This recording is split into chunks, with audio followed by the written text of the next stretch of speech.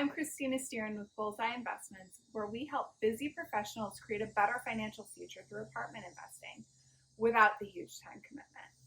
And today I have a pretty important topic for any new investors. I wanted to talk about capital preservation. What is it and why the heck should you care? Let's go ahead and get started.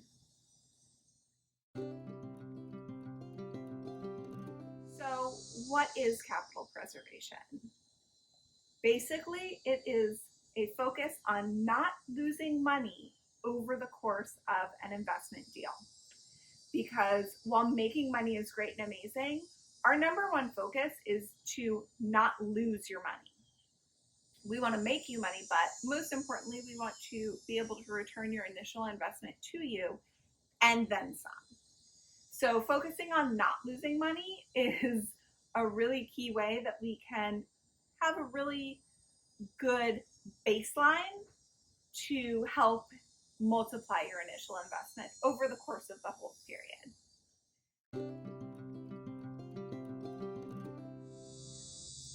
How do we do that exactly?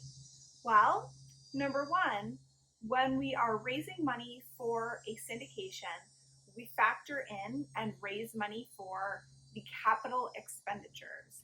That way, we are not relying on cash flow and rental income to pay for the upgrades and renovations that are going to be put into the property, right? We're raising that money up front, so that upfront money can be used to fund those things, therefore making sure that your initial investment is safer. The second thing we do is we purchase properties that are already cash flowing. In a lot of cases, having a property that already has rental income coming in is great because you know that there's going to be that consistent monthly amount that goes into the property through the rental payments, and there will be an amount that can be set aside for distributions, normal repairs, and expenses, even if you might not get those expenses except quarterly.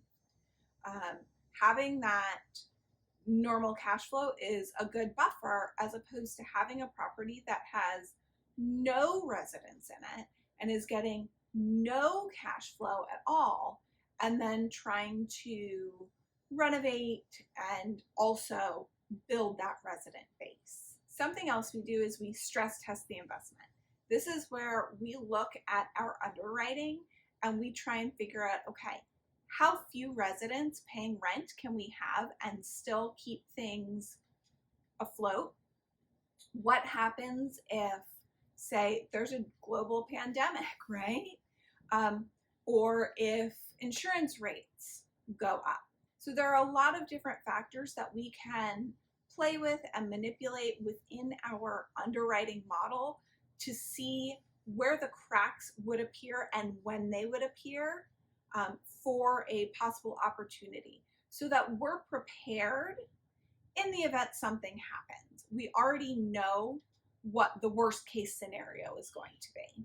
So, for example, we looked at a property that was near a military base, and one of the things we looked at was how many of the current residents were military, and, for example, what if all of the active duty military were called in? All of these people had to leave at once. How would that impact the property? How would that impact the money coming in to be able to run the property? That's something that we can look at to see, okay, does this opportunity make sense for what we're hoping to do with it, or is this something that is better left to someone else because we don't have the knowledge or the skill set or the ability to maintain the property if something like all of the active duty members were being called up and all of those apartments were then empty and would need to be rented out again. We also like to have multiple exit strategies in place.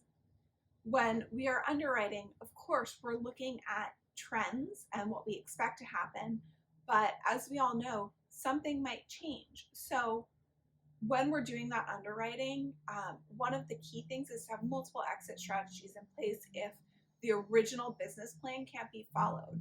Is the property, say, prepared to go to an institutional buyer or perhaps a private buyer who would like to buy it and hold on to it long term for cash flow purposes only? So are we preparing the property for these multiple potential exit strategies that we have brainstormed and come up with as being viable options? And of course, the last and most important thing is to work with a team that values capital preservation, right? When you have people that are on the same wavelength as you and are looking to make sure that an investment is conservative but still competitive, so that you're getting the best returns for your investors, but you are making sure to protect their initial investment, it makes it so much easier because they may be able to see and stress test things differently than you. So you're getting a more well-rounded overview. Having a property management company that keeps something like capital preservation in the back of their mind is going to affect their recommendations and how they do things on the property itself to ensure the best returns for you, the investors. I hope this helped to clarify what capital preservation was, how we go about it, and give you some insight into why it's important for you as a passive investor to be aware of the strategies and the work that your sponsorship team is doing to ensure capital preservation, even if it's something that you're not often confronted with. If you found this video helpful, please feel free to share it with family and friends who are also interested in real estate investing. Hit the like button so that the people looking for information on the internet know that this was helpful to you.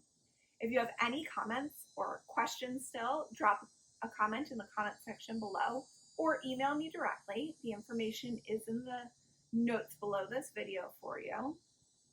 And as always, to be notified of our newest offerings, feel free to subscribe to our channel.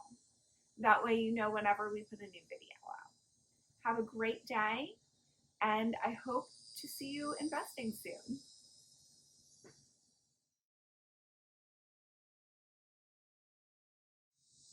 So for those of you who don't know, I'm trying to pre-record 3 months worth of content for you guys so that I can take time off when this new baby is born to adjust to having a new baby and 2 other children and a dog and a husband, because things are going to be a little crazy, but also give you guys all the content that you need.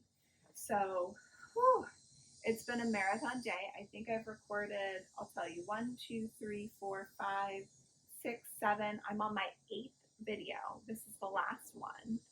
It's been really noisy outside, so hopefully I can get this done and get everything uploaded to my computer so I can start editing it for you, because let me just tell you, it is hard to record at 8 months pregnant, so I'm really hoping to finish it today or tomorrow if I don't get it done today.